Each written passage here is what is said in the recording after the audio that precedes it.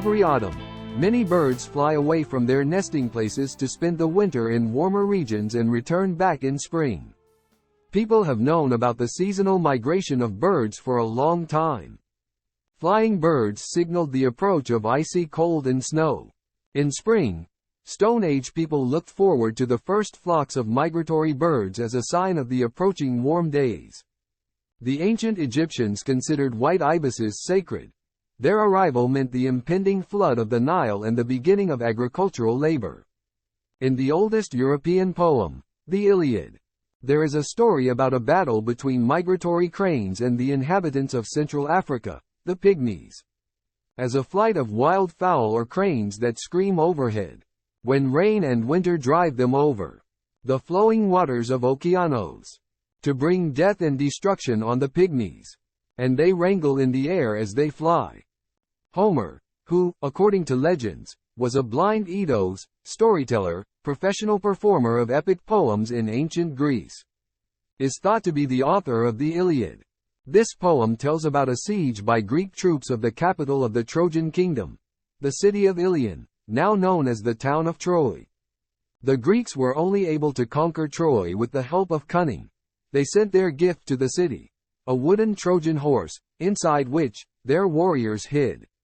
The ancient Greek scientist and philosopher Aristotle lived 800 to 900 years after the siege of Troy. In his work titled History of Animals, 343 BC, he described the following groups of birds. 1. Birds that turn into other birds for the winter. For example, redstarts turn into robins, and gray partridges turn into white ones. Modern scientists do not know of such cases. 2. Birds that, when cold weather sets in, hide in hollows or burrows where they go into hibernation. Scientists know one species, the common porwool. 3. Birds that descend from the mountains to the plains. Quite a lot of such birds are now known. For example, horned larks, wall climbers, alpine choughs, and others. 4. Birds that fly south with the onset of autumn and return back in spring. Contemporary science believes that approximately 1,800 of the world's 10,000 bird species are long-distance migrants. There is a funny myth. Until the 18th century AD, many people believed that swallows hibernate on the seabed. Most birds fly south in autumn because in winter they cannot find food. It is more difficult to explain why in spring the birds return to their breeding sites in the north. They may simply not be able to compete with local birds for nesting places. Scientists think that birds know when it is time to fly south, in autumn, or return home, in spring, instinctively, being based on the ratio between dark and light hours of the day.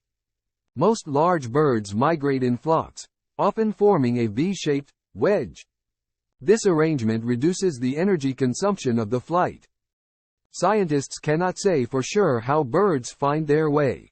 To select a flight path, birds can use landmarks, for example, riverbeds, or sunlight. They can be guided by stars and constellations. They can feel the Earth's magnetic poles, or even orient themselves with the help of sounds or smells. Let us talk about storks, one of the Belarus sun's favorite birds. According to Belarus sun legends, once upon a time, God put all the snakes, frogs, and worms in a bag, and asked a man to throw them into the underworld. The man was very curious. He untied the bag, and all these creatures crawled across the land again. God inflicted a punishment upon him. The man was turned into a stork, whose nose and legs turned red as he was ashamed of his wrongdoing. Having become a bird, a stork, this man still walks through meadows and swamps, collecting frogs and snakes. And also, settles closer to people's houses. Storks live in pairs, and people consider them an example of marital fidelity.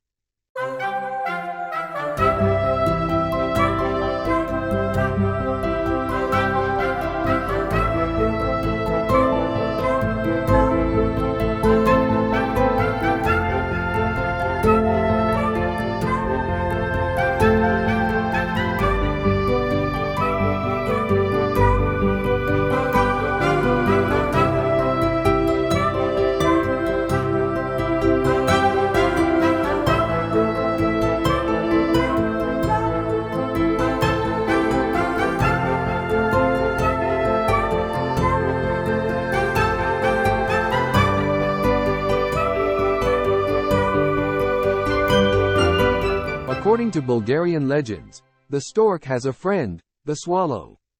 They fly south together, and when swallows get tired, they sit on storks' wings to rest. In northern Israel, there is the Hula Valley. Every autumn and spring, more than 500 million migratory birds fly over it. Thousands of them stay here for the winter.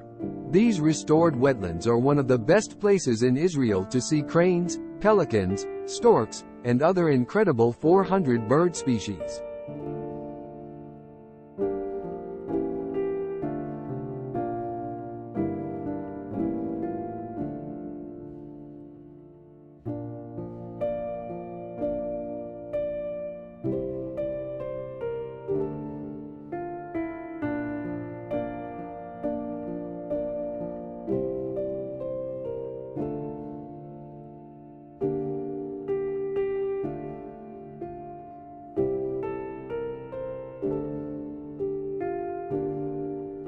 Spur-winged lapwing.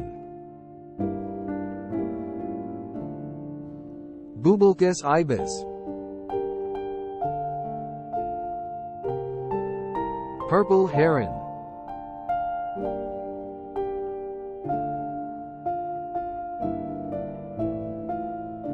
The Agamon Hula Nature Reserve was declared in 1964, and it is the first nature reserve established in Israel. For 60 years, it has received and delighted many guests. May there always be a peaceful sky above it. In the last part of our story, we shall talk a little bit about puffins and their unusual migration. Puffins nest on the coasts in the northern part of the Atlantic and Arctic Oceans. The largest colonies are in Iceland. These birds live in burrows on coastal cliffs. Puffins feed on small fish, which they catch by swimming underwater with the help of their wings. Puffins are smart birds. Recently, scientists from Harvard University discovered that they can use stiff twigs to groom their feathers. When the time comes, the birds are pairing. The female puffin lays one egg only. Then, the parents take turns incubating it, and then together they take care of the hatched chick. The parents teach their nestling to swim and get food from the first days. In the fall, puffins fly away from land and spend the winter in the Arctic or Atlantic Ocean. It is the time when they molt. They lose all their flight feathers and cannot fly.